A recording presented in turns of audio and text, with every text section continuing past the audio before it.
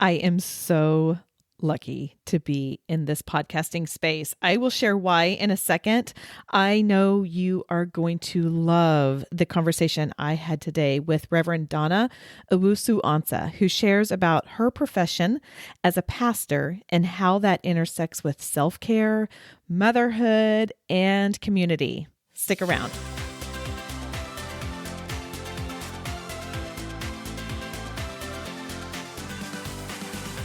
Hey there, I'm Amy Connell, and welcome to the Graced Health Podcast. I'm a certified personal trainer who wants you to know your eating, moving, and body doesn't have to be perfect.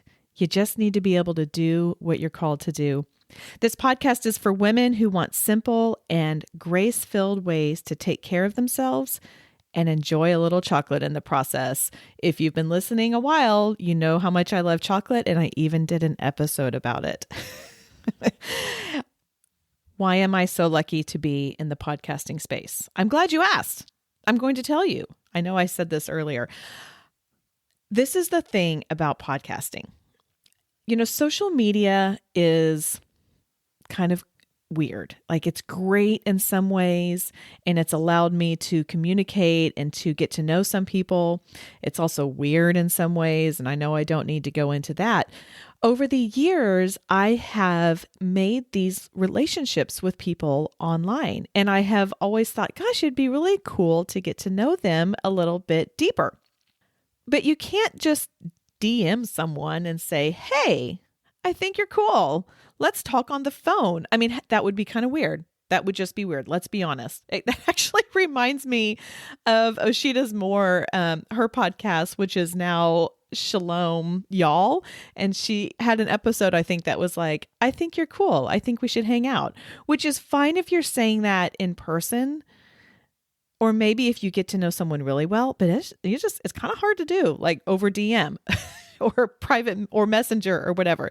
So it is so fun for me to be podcasting and invite people who have influenced me and whom I respect and admire and just want to get to know a little bit more under the rules of interviewing and podcasting. Today's interview is one of those opportunities. I have been online friends with Reverend Donna Owusu-Ansah for several years, and I'm so excited to share her with you today. Reverend Donna is a preacher, a chaplain, teacher, artist, writer, thinker, and dreamer who loves to study the Word of God, encourage others, and worship God. Currently, Reverend Donna is a chaplain at Haven Hospice, located at the JFK Medical Center in Edison, New Jersey, and is an associate minister at the New Hope Baptist Church in Metuchen, New Jersey. She's a features writer for Urban Faith magazine and also writes about marriage, motherhood, ministry, and miles on her website, reverenddonnao.com. And I will have all of these links, including some other ones that we talk about later, in the show notes. Reverend Donna is married to a great guy named Joseph, and they have two precious daughters, beautiful and precious. She's also an avid runner and completed the Philadelphia Marathon in 2017. We had such a great conversation today. We talked some about her path from being an art teacher to a pastor. We talked about finding health, self-care, and grace in being that role, that multifaceted role as a pastor and a wife and a mother. We talk about practicing self-care when all of your other responsibilities just take so much time. We talk about the power of being outside and moving, and I just listen in because this is such a great conversation, and I just cannot tell you, I'm just grinning over here because I just had so much fun talking with her. It was such a treat to me to be able to reach out and just have a conversation with someone who I've met online. And now I feel like I just know her so much better. Now, before we get into the interview, I do want to tell you about the time I took my own body image challenges, my obsessions, and all my vulnerability, and then put it into a 14-day devotional where I take it to God and explore what He says about my health through His Word. Then, for some reason, I decided I should share that journey with you and make it even more vulnerable and a little awkward and weird for me. If you'd like to join me in that journey, head over to gracedhealth.com/devotional and tell me where to send it. It's free. I just need your email address. And you know there's going to be a lot of grace throughout the 2 weeks of this devotional, because that is all about what we are here at Graced Health. Okay, enough about that. Let's bring on Reverend Donna Owusu-Ansah. Reverend Donna, I am so glad you could join us today. Thank you so much for joining me here on the Graced Health podcast. Thank you for having me, Amy. Yeah, I would love to just start out and let you tell everybody just a little bit about yourself, where you live, what you do, and we'll go from there. Okay, absolutely. Again, thank you for having me. It really is an honor to share with you and to share with your listeners. And, I've been following you for some time. So, you're one of my friends in my head. So this is exciting. Yeah, I agree. One of my sisters in my head. I am a follower of Christ first. I'm a wife of Joseph. We've been married for 9.5 years. I'm a mother of 2 beautiful daughters, whose names I won't say, mostly because they don't like me saying their names now. They're often the topic of sermon illustrations, and I've been instructed by my 7-year-old that I have to get permission to say her name. And so I'm the mother of 2 beautiful girls, ages 7 and 5. I'm an ordained Baptist minister, and I currently serve as the minister of church life at the New Hope Baptist Church in Metuchen, New Jersey. And I am also a hospice chaplain. So I work for Haven Hospice, which is part of the Hackensack Meridian Health family, and I provide spiritual and emotional pastoral support to patients and families nearing end of life. And so I am those things. I am a friend. I am a daughter. I am a goofball sometimes. I'm all of those things. I'm an artist and a writer as well. Sometimes I forget those, but I do. My background before ministry was in visual arts and in education. So before answering God's call, I actually was an art teacher. I taught middle and high school photography and art history. Oh, wow. I didn't know that about you. Yes. That's cool. Yeah. So you've been, so tell me about your stepping into and answering the call to being a pastor, because I didn't know that you used to be in a different field. So so tell me a little bit about that, because I always love to hear how God reaches us and in ways that we sometimes don't expect. Yeah. So I didn't come from a church-going family. My parents believed in God, accepted Christ, but we weren't regular churchgoers. And in high school, I became friends with a girl. She's now the Reverend Dr. Courtney Bryant, but then we were just teenagers, and it was Courtney who was active in her youth group at her church, the Bethesda Baptist Church of New Rochelle, New York.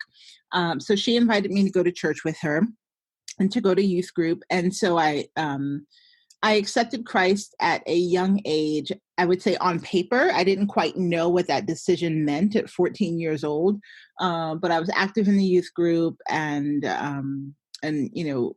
really kind of invested in the life of our church. When I turned 18, I strayed away, went to college. I thought I was an adult, not quite, but that's what I thought. And kind of did my own thing. I went to NYU undergrad, where I studied studio art. After NYU, I moved down to DC, and I went to Howard University for my MFA. And all this while, I am still kind of estranged from the church, and in many ways estranged from God as well. Though, as I look back, God never took his hand off of me. Praise God. And Mm-hmm. so around that time, Courtney and I, at that time, we had a disagreement and we were no longer friends. And so we were estranged for about a year and a half, I think it was. And I went into a very deep depression. She had a health scare. And so out of her health scare, we reconnected. And so from there, down in DC, she invited me to go to church with her. And I did. And then gave my life to Christ in a very real way. I felt deeply connected to God, deeply in need of forgiveness and salvation and liberation. And then there was just this very interesting kind of turn of events. I moved back to New York from DC. I took a job as an art teacher and then went back to the church of my youth as an adult. And so I went back there. I was very involved in ministry. I went, was there for services. And anytime there was a service on a Sunday, I was there. I went to Bible study on Wednesdays. Loved the word. Oh, love studying the word. Love hearing the word. I mean, I'm a nerd in a lot of ways. And so I'm teaching art. I'm getting more and more active in the life of our church. I started teaching Sunday school. I went through this very intensive discipleship course. It was a 34-week course. There were 12 of us who were hand selected to take the course. And during that time, I was kind of hearing God speaking to me, but I didn't want to acknowledge it because I was a single professional woman and I was kind of living my own life, right? Yes, I'll worship, I'll study, Yeah, but I get it. do things my way. Uh-huh. And so out of that, what was also happening around the same time is that I was waking up in the middle of the night. And if you know me, I am not a night person. After I stopped partying in my, early 20s, I would go to bed at 9:30 and be up, 5:30 in the morning. My friends knew, don't call me after 10 o'clock unless it is an emergency. And so God was waking me up in the middle of the night. It would be like 3 o'clock in the morning. And I would wake up with this deep desire to pull out my Bible and my laptop. And I would wake up and I would read scripture and I would just type, right? Mm-hmm. And then I would go back to sleep. And after the sixth time, I'm like, what is going on here? And so I printed what I had typed. I never really paid attention to what it was. I set up a meeting with my pastor and I went, Dr. Alan Paul Weaver Jr., still consider him my pastor, though I'm at a different church, very influential in my faith formation and my journey in ministry. And I went to him and I said, Doc, I remember we were at a diner. It was like 6 o'clock in the evening. I had tea in front of me. And I said, Doc, what is this? What are these? And he said, Donna, they're sermons. God has a mark on your life. And I started boohooing. Gosh. Oh my gosh. Crying. Oh, no. I love God, but no, I'm living my best life, as the young people say now. But I wasn't, though, right? Because as you know, when God has a call on your life, whatever we are all called, right? Whether we're formally called to ordained ministry, we're called to salvation, and then we're also called to ministry. I believe very deeply in the priesthood of all believers, that God has a work for each of us to do. And so when God calls you, your things could be going well, and you could have some measure of success. But if you don't answer the call of God on your life, at some point you will not be satisfied. Mm-hmm. And so I was not satisfied. I was successful, but I was not satisfied. And it was at that point and there's a whole bunch of other stuff going on in my life at this time, including I was dating my husband then, and I felt God's tug to break up with him. We're married now, almost 10 years. But anyhow, I felt God saying, leave your job and follow me. And so I'd already signed my contract for the next school year. But around the same time, I applied to seminary and I got in to Drew Theological Seminary in Madison, New Jersey, with a full tuition scholarship and a stipend. Oh my gosh. And that's incredible. I mean, I'm listening to your story and I can feel the anxiety and the nervousness in my chest cavity. Mhm. And that's as someone who gets it. And I, of course you're like, yeah, you got to follow your God's calling. I mean, that's part of my whole ministry is like, we take care of our body so we can do what we're called to do. But boy, I mean, that I'm just being honest. Like, I'm hearing this, thinking of what you had and thinking, are you sure, God? Are you sure, God, this is really what you want Right. me doing? Right. And I ask that question every step of the way. And quite honestly, I still ask that question now as God, continues to kind of reveal and unfold. And I think it's healthy to ask that question. Yeah. Yeah. Well, what And not I've at heard a the lot same is like, God knows what you're thinking. You're Yes. like, you don't have to hide what you're thinking, might as well go to it. And that he revels in that because he's always got he's always got an answer. And obviously Yes. his way is good. Yes. Oh, goodness. Okay. I keep interrupting you. Sorry. So go on.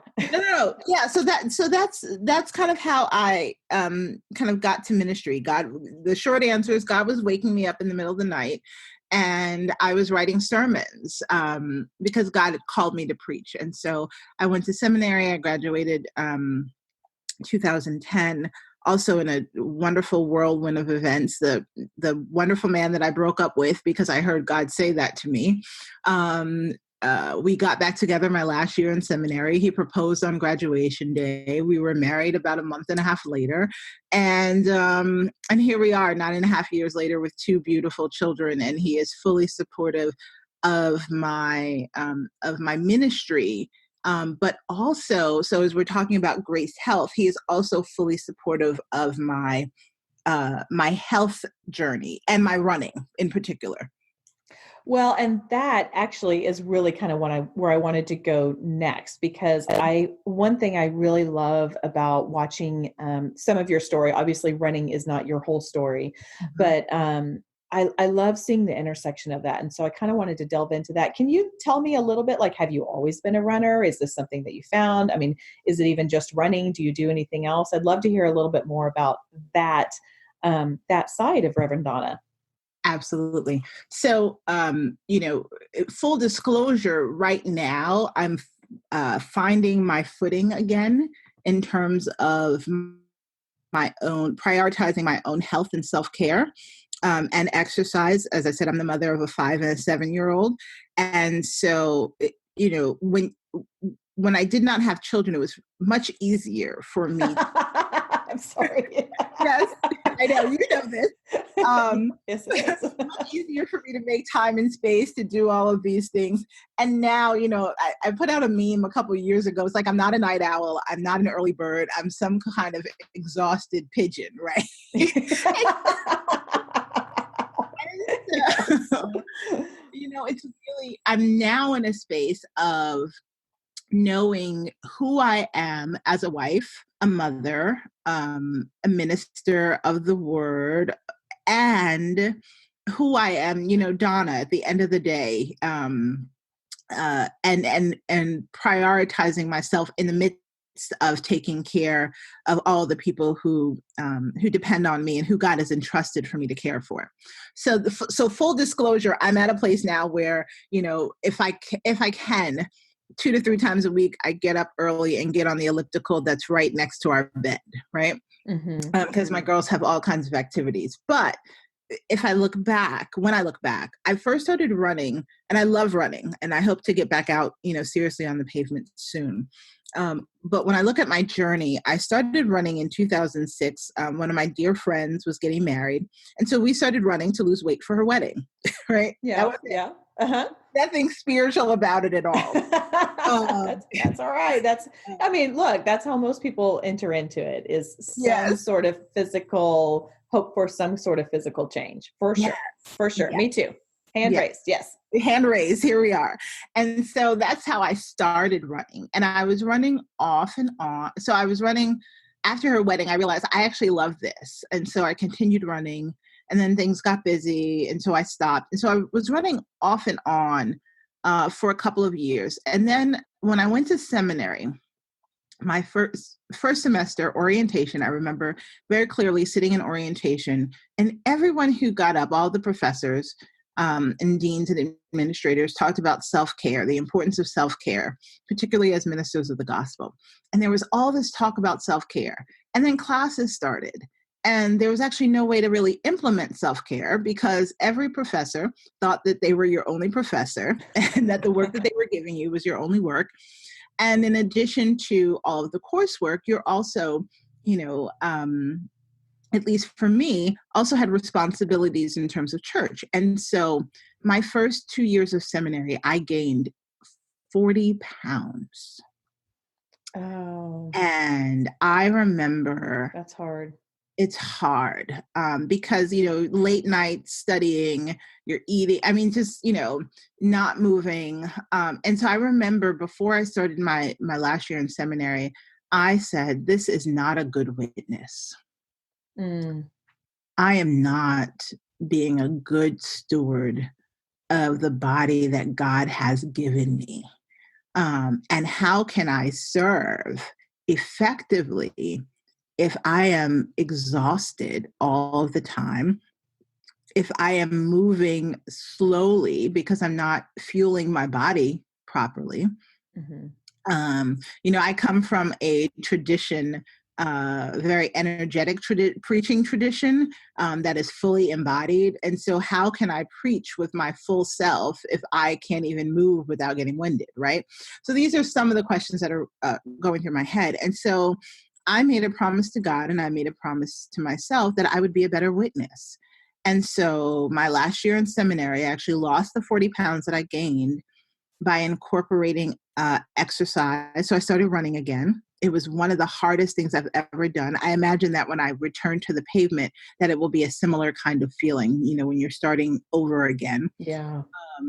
But I started running again. I started making healthier decisions in terms of my food, drinking more water, getting adequate rest, because all of those things are involved in health. It's not one thing by itself. So started doing that and lost weight. And then I got married after graduation. And then I put some of that weight back on because I thought I could eat the way my husband eats. Yeah. No, I'm laughing because I used to make recipes that served 4 to 6. Two of us would finish it off. So yeah, because he used to be able to eat a lot more than I do now. I eat more than him. But anyway, yeah, I get that. I get that for sure. Yeah. And so then I was, and at the time, after I graduated seminary, I was ordained and I was serving as the assistant pastor at the church of my youth. Like I said, Dr. Weaver was continues to be a great influence and supporter of my ministry. And so right out of seminary, they hired me on to be the assistant to the pastor. I knew nothing. And it was a wonderful learning experience. And so I was running off and on because I was also commuting from New York to New Jersey. Long story short, my health kind of took a back seat.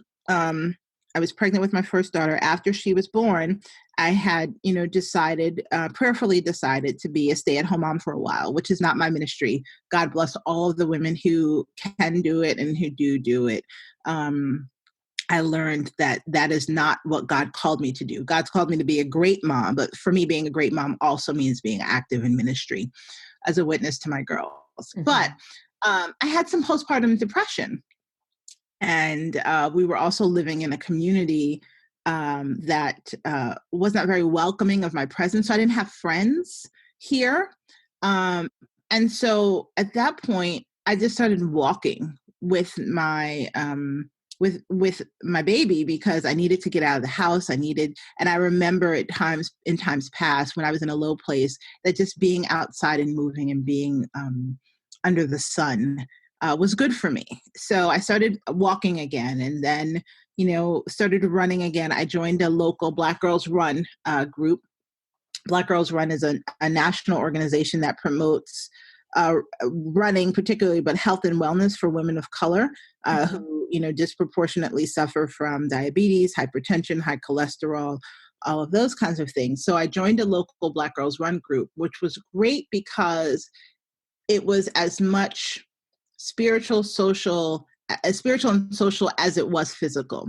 But in my Black Girls Run group, I came to make great friends, many of whom pushed me to register for races and distances that I never would have. So, my first 10K I registered for because of one of my soul sisters in Black Girls Run. It was the Trenton half marathon and 10K. That was in the fall of 2013. I actually ran that race. Leading up to it, I'd been training. And towards the end of my training, I got really slow, Amy. And I didn't understand why I was slowing down, why I was so tired. Right after the race, we stopped at a CVS and I got a pregnancy test. So I was about 4 weeks pregnant when I ran the Surprise. So I like to say so many congratulations of the day. Right. Right. But it wasn't a surprise, but it was, I was unknowingly pregnant running my first 10K, which I actually love because there's a picture of me holding my oldest daughter. And after I crossed the finish line, and when I look at that picture, I recognize that my youngest was gestating on the inside of me. And so my girls have been with me kind of every major race that I've run. Since then, I've done a number of 10Ks, half marathons, which I love that distance, and then one full marathon in the fall of 2017, the Philadelphia marathon, which was one of the hardest things and the most spiritual and amazing things I've ever done. Okay. Oh, wow. So first of all, I have never been called to run a full, but I do like halves when I'm running. Like you, I have not been running as much, but there is something, and I feel like I've done just about everything, but to me, there is something so spiritual about running. Yes. And I hear that a lot. I mean, there's just this connection between our faith and our running. And I got to tell you, some of my greatest moments of clarity and strongest connections with Jesus come out on the pavement when I'm just going along. And I hear this a lot. Why do you think that is? So I'm going to agree with you wholeheartedly. So running is more than just a sport. It is a spiritual discipline in my eyes, or for me, I should say. And I think that those moments of clarity those moments of experiencing God's presence come because I believe that our flesh matters, in that body matters, right? Jesus was born, right? He was God in flesh and had these experiences in flesh. And so I don't necessarily believe that my body is evil, right? I understand flesh as the nature contrary to God, but I think that our bodies matter, is what I should say. Yes. Yeah. And that when we are doing those things that are embodied, right, where we are using our full selves, bringing our full selves to a moment, that God shows up in very wonderful ways. And so that can be running. It could also be, like playing with your children, right? Yeah. Jumping rope. For some, it might be cooking, right? That moment you have in the kitchen where you're kind of using your full body. So anyway, so I believe that that's part of it. I also think, at least for me, running allowed me the time and the space to really disconnect from the things that were either stressful, distracting, consuming, and really get in tune with my breath, and to recognize my breath as a gift from God, and which then brings me to an awareness of the presence of God, and I'm able to hear then very clearly from God. So I used to run with music, and somewhere during my training for my first half marathon, I stopped running with music. I was definitely afraid to do so. But Mm-hmm. it was one of the most amazing experiences for me, because then I could turn off those voices and God was able to speak more clearly to me. I could hear God more clearly. So I've been in the middle of a run and gotten ideas for a sermon, and will literally stop, pull out my phone, type what I need to type, because I no longer take the Holy Spirit for granted. When I feel God speaking to me, when I feel the Spirit speaking to me, I stop and I write it down. Yes. I Because I have don't, learned the same thing for yes, sure. yes. It's uh, in the middle of a run and I just, believe it. I 100% believe it. When I was writing more on my blog, I would do the same thing. You would just get these ideas. And I heard a statistic somewhere one time, and I wish I could, I can't remember where I heard it, but it was something like when you get something like that in your head that is either from the Holy Spirit or, even if not, if you don't think it is or whatever, like you got to write it down within 12 seconds because otherwise it's like out the door. Mhm. But it's funny because that was one of the questions I wanted to ask you is if you ever got ideas for your sermons while on a run, because I do, I think, like I said, I haven't been running and I'm sitting here. I'm like, I gotta get out. I gotta get out there. I'm like, I miss this because it really Mhm. is. It's such a strong connection with God. And I love how you talk about just the embodiment of it. And then that, which allows us to be in his presence a little bit more when we're using what he has given us. That's Yeah. beautiful. Yeah. That's beautiful. So I'm So, curious. I know you have this great community with Black Girls Run. mhm. Do they now I can't speak for you, but I'm guessing that you are similar to me in that the relationships you have with the girls with whom you run are like none other. And it's just, you Mhm. can't replicate it. And they grow so quickly and so deeply when you're, side by side, and maybe it's dark outside. And there's just something that is very vulnerable about that. And I really, whether I'm walking or running, I love doing that with my friends. So I'm curious how that has grown your friendships and grown your relationships. And also on the other side, because you're a pastor, do they lean into that and like look for guidance, or are they thinking like, oh, I'm not going to be telling her what I did last night because I don't want that ended up in a sermon? Do you see any of that? So all of the above, right? I think every relationship is different. So out of Black Girls Run, I have this amazing community. And because of social media, even when I'm not on the pavement as often, I still have these connections. So for some, I think when we became connected on Instagram, it was through Skirt Sport. And at Yes, the time, my Instagram handle was Reverend Mother Runner. I don't know if you remember that. I do remember that. Yeah. Yes. And that actually was a name that was given to me by my Black Girls Run sisters. And many of them just call me Rev Run, right? And so in that way, That's a little too close to red rum. right. I'm sorry. Don't say it fast.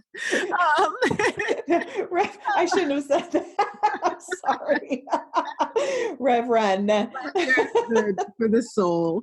But so for some of them, or I would say for all of them, wherever I go, I am a pastor.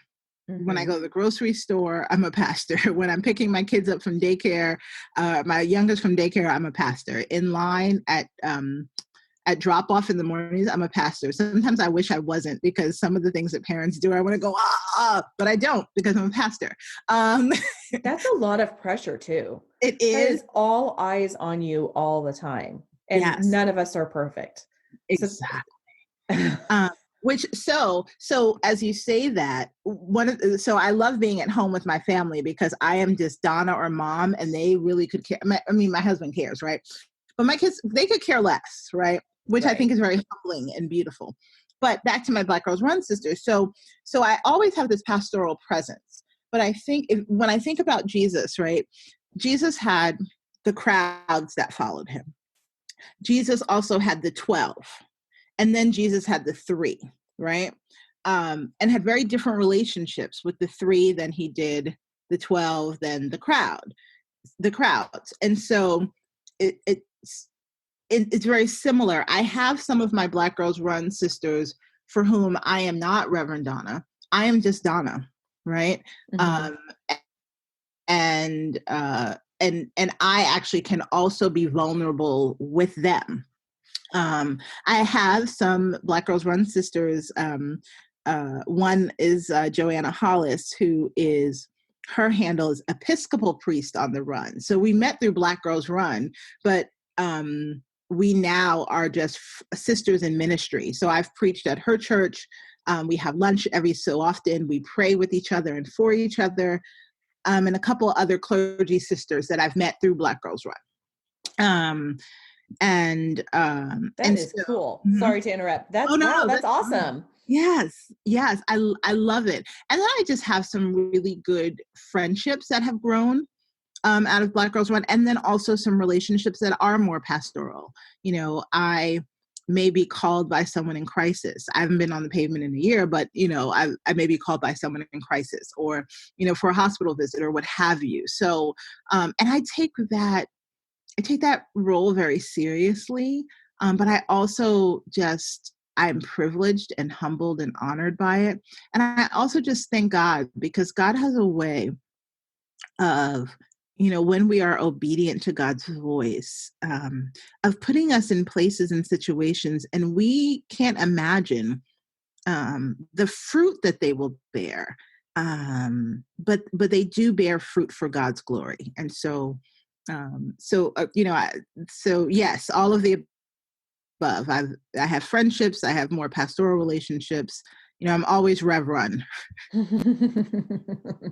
Yes. Rev Run. I can imagine, and I'm sure you do that beautifully. And I love I love that visual of the crowds, the 12 and the 3. And I think that there's probably a lot of people, including myself, who can really kind of relate to that. Mm-hmm. So that's great. Let's circle back a little bit to the self-care, because I feel like you have experienced a lot of different elements and of self-care, and in some seasons of doing so better than others. Do you have any encouragement to, I hear this from ladies all the time. You know, I'm 45 and I'll hear girls. So I kind of tend to attract the girls who, you know, they've had the kids and they're not necessarily looking for perfection anymore. And they'll come to me and they're like, I just want to take care of myself. Like, I don't care how much I look, and I can't take care of myself. And whether it's motherhood or job, or, I mean, you know, fill in the blank, whatever it is. And they're just overwhelmed with that. And I know it sounds like you have gone through that as well. I would love to know if you could just offer some encouragement, or I've been there and this is, you know, wisdom. I mean, anything like that to the woman who's like, I don't even know where to begin taking care of myself. Right. So not only can I say I've been there, I can say I am there now. And I think one of the things I've come to understand is that, you know, that we have seasons in our lives. And I think we have to honor the season that we are in. Otherwise, we will put ourselves under undue pressure to strive for goals that may not fit the season we're in, right? So what I would say is, start with, which is I think why I was so attracted to you and your work and your ministry, is start with grace. Not perfection, but start with grace. And so for me, when I am at the point of exhaustion, or sluggishness, or, you know, some, thank God for me, they've been minor health scare that kind of, you know, rattles me back to center. I now have to start with grace, because my personality, Amy, is on or off. And I've had to learn that there's a dimmer switch. And so it doesn't have to be on or off. It doesn't have to be go hard or go home. It can be something in between that is life-giving and healthy. So for me, what that means, and what I would encourage your listeners is so bathe it in prayer, right? Always seek God's guidance and wisdom on your health, and put it in God's hands so that it's not just about you and what you want. But also start slowly. I have been guilty of things getting out of control with my health, and self-care then becomes, I'm going to do X, Y, and Z, and A, B, and C, and then D, E, and F, and all of that makes me tired. Right? And so by the end of day 3, if I make it to day 3, I can no longer keep up with that because it wasn't realistic. Mm-hmm. And so for me, what I do and what I would encourage others to do is figure out the thing. We'll start with one thing that you can do sustainably that would make the most difference in how you feel. For me, that is always sleep. Yes. I start with sleep. For others, that may be drinking more water, right? For someone else, that may be starting with exercise. But for me, it's sleep. Once I'm rested, when I'm rested, I actually make better decisions. When I'm rested, I make better food choices. When I'm rested, I'm not as agitated with my husband or my kids, right? When I'm rested, I actually may have the energy then to fit in some exercise.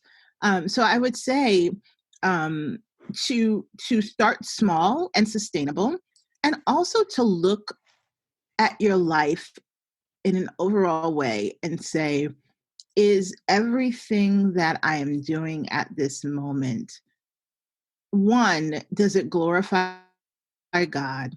And 2, is it necessary at this time?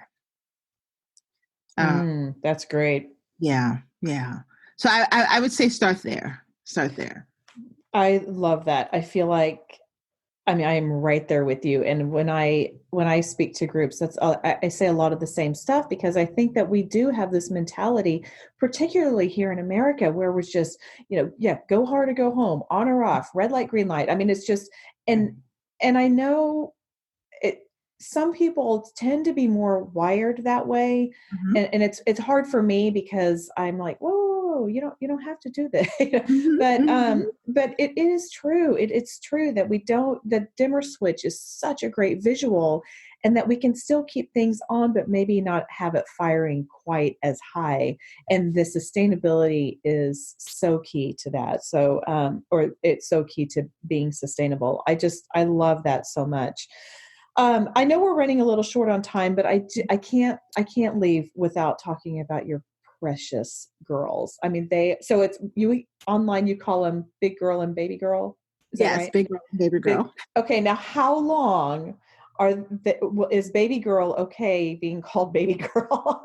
Or is that her name? Is she's good with it? This is just online. Okay. If they peek at my Instagram or Facebook, which I try not to let them do, but they have their ways, then they see that. But otherwise, we don't call them that in real life. Yeah. Oh, no. Okay. No, I know you don't call them that. Okay. Oh. That whole thing came out wrong, and I apologize for that. No, it's so sweet, and oh my gosh, they're so cute. They're so cute. But what I'm wondering, and so without just gushing too much about your girls, I'm wondering about the dynamics of, okay, mom's heading out, mom's on the tread or on the elliptical, whatever that is. What are you hoping that they can glean from watching you while you do your thing and you practice your own self-care? And if it's even, and what I'm really hoping that you're going to tell me is that it's okay to go to bed. Well, your kids are a little bit younger. I have this huge mom guilt because I go to bed before my kids. Mine are 14 and 16, so they're like in that night owl thing, but I'm like, feel so bad. I'm like, I gotta have my sleep, you guys. Otherwise I'm a terrible mom the next day. No. Oh no. Get rid of the mom guilt. Put it away. I know. But I can't wait for the day when I can actually go to sleep before they do. and that the house will still be standing. Yeah, I know. That's probably not quite, that's not tomorrow for you, but it will come. It will come. I think so. I was a heavier girl. I've always been a big girl. I'm a solid girl. I've always weighed way more than I appear to weigh. And so, Same. Yes. And I'm 43 years old. I've been on, more diets than I can count. I've been up, I've been down, up, down, up, down, up, down. I grew up and as an African-American woman, our standard of beauty, of body image is allows for more curves, or I don't know how to best say it, but that you can be bigger, right? It embraces, embracing the curves, embracing the curves, which I do love. Yes, but it's also changing, and so some of the kind of pervasive media images do still impact and infiltrate our standards of beauty. But that said, I can remember 2 times. I mean, my mom, I remember once she was doing Slim Fast, right? Because it was the 80s.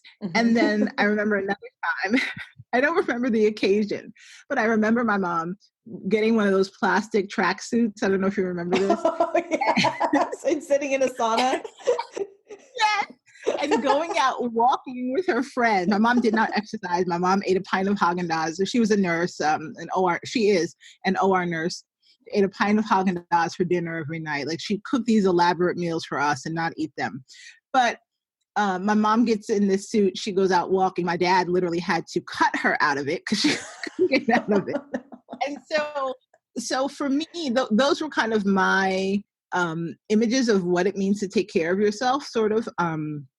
And so for me with my girls, I want to model that we care for our bodies by feeding them well, by getting adequate rest, and by moving them.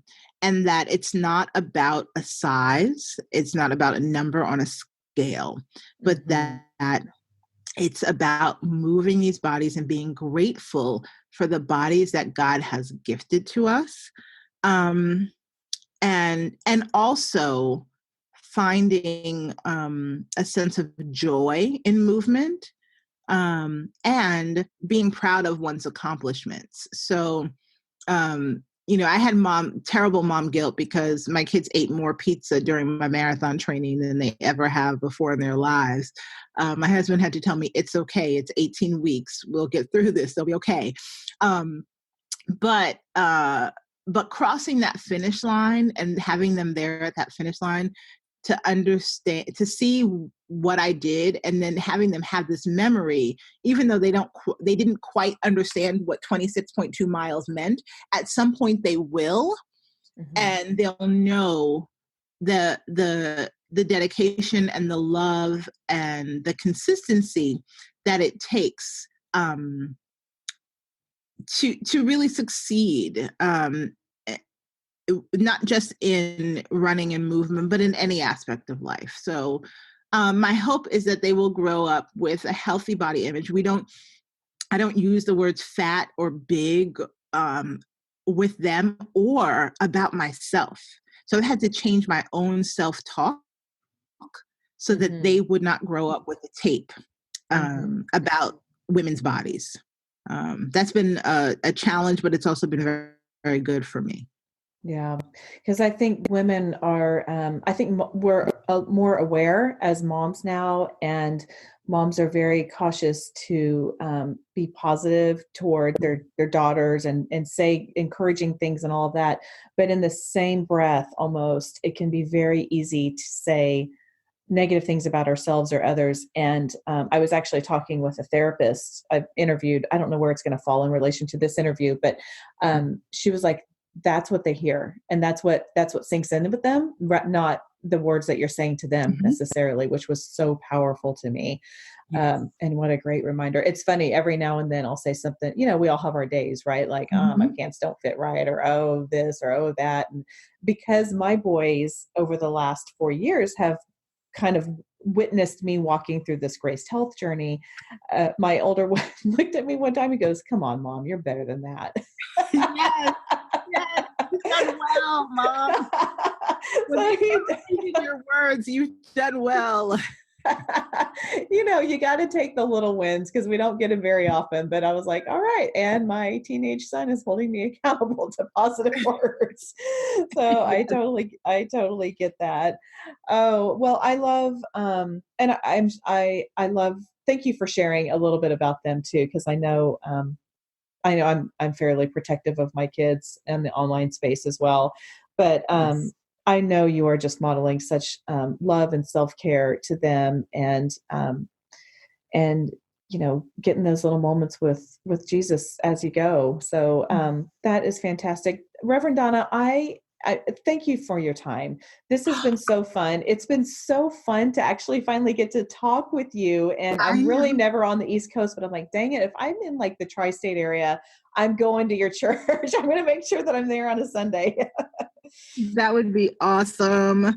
And thank you so much again for your witness and your ministry, but also this opportunity it's good to hear each other's voices. There's something really powerful about that. So this is all very exciting for me. For sure. For sure. Well, thank you so much again. Hey, can you tell everybody how they can get in touch with you if they want to learn more, if they want to follow your journey? Absolutely. So there are two ways to get in touch with me, I would say. The first is my website, which is www.reverendDonnaO, all spelled out, one word, reverendDonnaO.com. And there I have information about upcoming engagements. I have some writing about motherhood and ministry, and it used to be more miles, but not so much now. But just some thoughts, and sometimes some sermon excerpts are there as well. And then on Instagram, I can be found at Reverend _Donna _O. So Reverend _Donna _O on Instagram, and again, www.reverendDonnaO.com. Awesome. And I will definitely put those in the show notes so people can just go down and hit the link and take there. I will say, I love your website. I love the posts that you send out. And I can just only imagine how powerful and impactful you are when you're up speaking in front of people, because you have such a way with words, and they're so eloquent and real. And I just love reading your stuff. So thank you for sharing that part of us who don't get to see you in person every Sunday. Oh, thank you, Amy. And I actually, as you say that, I want to just share one more thing. Is, I had known for a long time that I needed to create a website. I needed to start blogging again. Needed to kind of do more ministry online. And I was kind of stuck. I didn't know how to. I didn't know any of those things. And I actually, I've never told you this, but you sent an email update. It's 3 years ago, I guess. And I had signed up for emails through your website, and you sent an email update. And I looked at it, I said, this is it. She's doing it. And I remember going down to the bottom, and then I realized that your website was created, I think, with Squarespace, right? Are you Squarespace? WordPress. I'm WordPress. You're yes. WordPress. That's so interesting. Okay. I can't remember how I got there, but I do know how I got to Squarespace. But I do know that seeing your website and your email updates kind of showed me what was possible.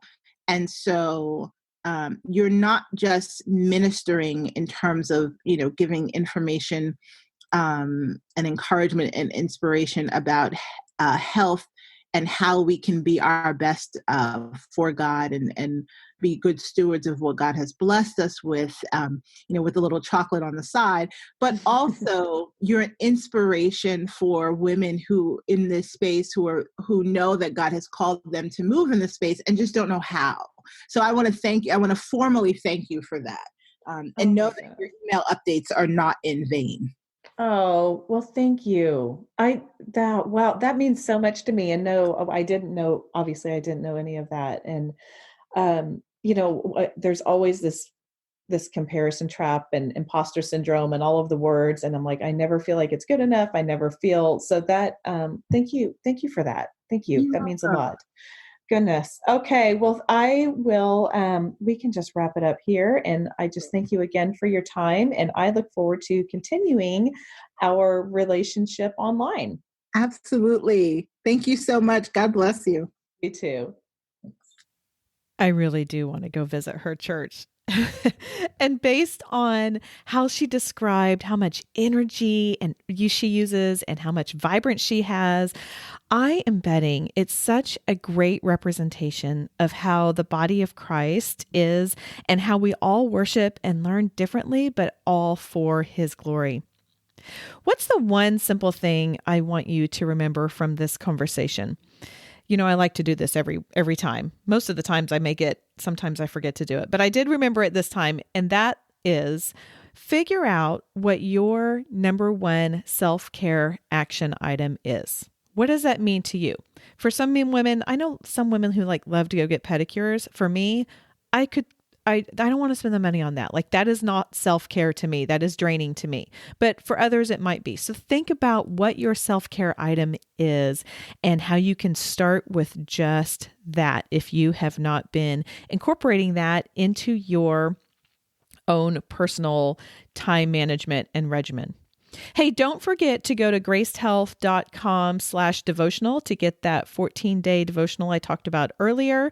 And make sure you join the Graced Health Podcast Facebook group. I will link to that below.